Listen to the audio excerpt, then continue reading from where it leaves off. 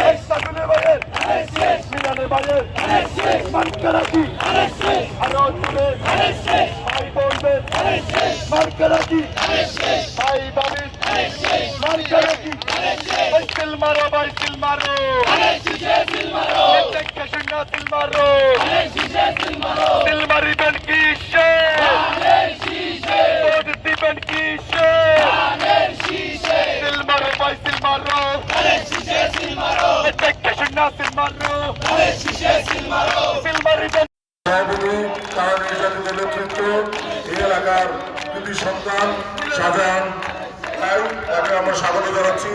উপস্থিত হয়েছে ঢাকা মহানগর উত্তর বিএনপির সাবেক সম্মানিত সদস্য, তিতুমির কলেজের সাবেক ছাত্র দলের সভাপতি, রাজপথের লড়াকু সৈনিক, কারবি জাতীয় নেতৃত্ব মিজানুর রহমান বাচ্চু ভাই উপস্থিত হয়েছেন।